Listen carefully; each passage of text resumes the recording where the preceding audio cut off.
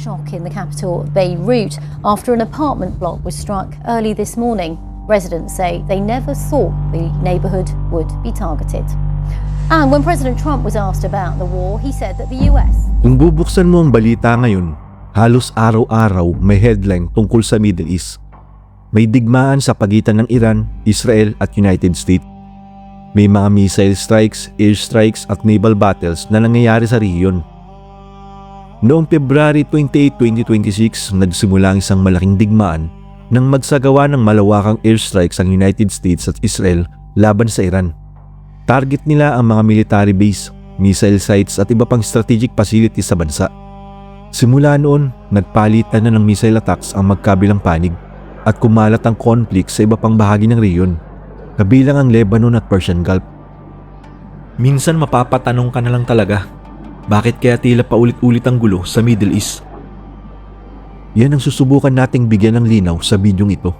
Kaya kung mahilig ka sa mga content tungkol sa history, ay baka pwedeng mag-like at mag-subscribe ka sa aking channel bilang suporta. Mahigit 100 taon na ang nakalipas, halos buong Middle East ay nasa ilalim ng kontrol ng Ottoman Empire.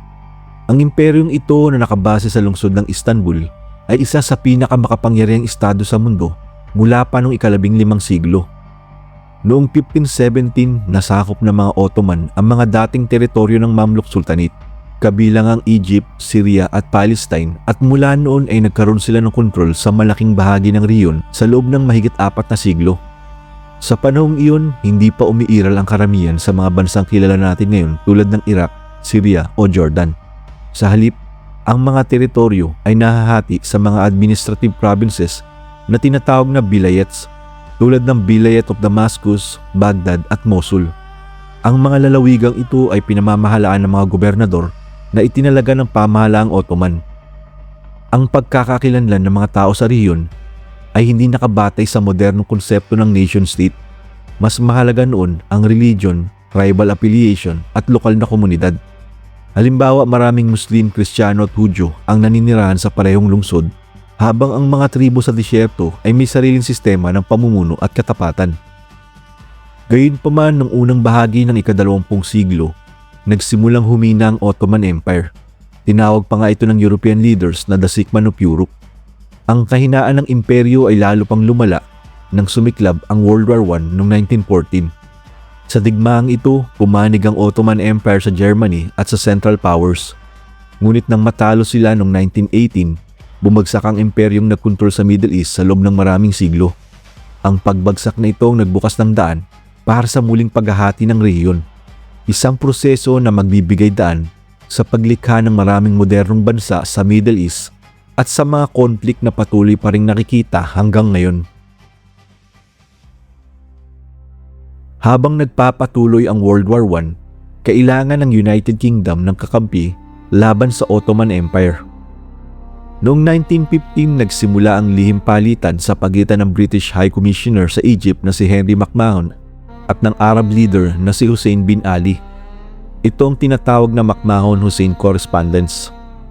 Sa mga liham na ito, ipinahiwatig ng Britain na kung magre-rebelde ang mga Arab laban sa Ottoman Empire, posibleng suportahan ng Britain ang pagtatatag ng isang malaking Arab state pagkatapos ng digmaan.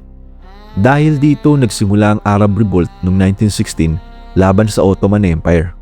Ang mga Arab forces kasama ang mga British officers tulad ni T.E. Lawrence na mas kilala bilang Lawrence of Arabia ay lumaban upang pahinain ang Ottoman control sa rehiyon. Ngunit habang lumalaban ang mga Arab sa Ottoman Empire, may isa pang lihim na kasunduan na ginagawa ang Britain. Ito ang Sykes-Picot Agreement. Sa kasunduang ito, ang France ay magkakaroon ng impluensya sa Syria at Lebanon. Ang Britain naman ay magkakaroon ng kontrol sa Iraq at Palestine. Ang problema, ginuhit nila ang mga hangganan sa mapa nang hindi sinasaalang-alang ang ethnic, tribal at religious divisions ng mga tao sa rehiyon. Dahil dito, maraming modernong bansa sa Middle East ang nabuo na may mga hangganang hindi natural o historical. Maraming historian ang naniniwala na ang colonial arrangement na ito ang isa sa mga ugat ng mga conflict sa rehiyon hanggang ngayon. At parang hindi pa ito sapat. Noong 1917, naglabas pa ang Britain ng isa pang mahalagang dokumento. Ito ang Balfour Declaration. Sa deklarasyong ito, sinuportahan ng Britain ang pagtatatag ng National Home for the Jewish People sa lupain ng Palestine. Matapos ang Holocaust sa Europe, lumakas ang panawagan na magkaroon ng sariling estado ang mga Hudyo. Naglabas ng plano ang United Nations upang hatiin ang lupain ng Palestine sa dalawang estado, isang Jewish state at isang Arab state. Tinanggap ito ng mga Jewish leaders, ngunit tinutulan ng maraming Arab nations. Tinanggihan ng maraming Arab nations ang pagtatatag ng Israel dahil naniniwala silang hindi makatarungan ang paghahati ng lupain ng Palestine na karamihan sa mga nakatira roon ay mga Arab. Tutol din sila sa Balfour Declaration at sa plano ng United Nations na hatiin ang Palestine dahil para sa kanila ay ipinagkaloob ang kanilang lupain sa bagong estado nang hindi sila kinukonsulta. Nang ideklara ang pagtatatag ng Israel noong 1948, agad itong sinundan ng digmaan laban sa mga karatig na Arab countries.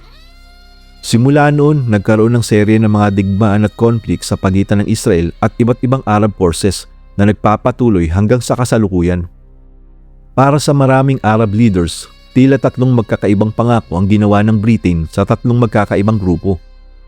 Pangako ng Arab independence sa mga Arab, paghahati ng riyon sa Britain at France, at suporta sa Jewish homeland sa Palestine. Ang magkakasalungat na pangakong ito ang isa sa mga pinagmulan ng maraming political tension sa Middle East hanggang sa kasalukuyan.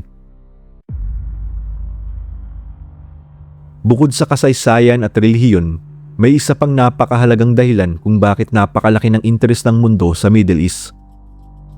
Enerhiya, lalo na ang langis. Tinatayang malaking porsyento ng proven oil reserves ng mundo ay matatagpuan sa riyong ito, lalo na sa bansang tulad ng Saudi Arabia, Iran, Iraq, Kuwait at United Arab Emirates. Dahil dito, ang Middle East ay naging sentro ng pandaigdigang ekonomiya mula pa noong ika-20 siglo, lalo na nang lumaki ang pangangailangan ng langis para sa industriya, transportasyon at militar. Ngunit hindi lamang ang mga oil field ang mahalaga. Critical din ang mga strategic sea routes na dumadaan sa riyon. Isa sa pinakamahalaga ay ang Strait of Hormuz, isang makitid na daanan sa pagitan ng Iran at Oman.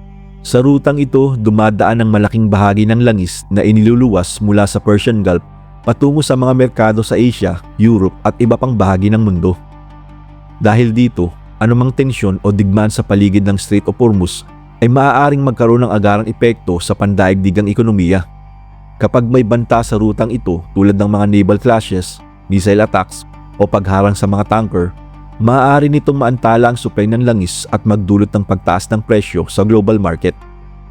Sa kasalukuyang mga krisis sa rehiyon, direktang naapektuhan na ang Strait of Hormuz na nagdulot ng matinding pagtaas ng presyo ng gasolina.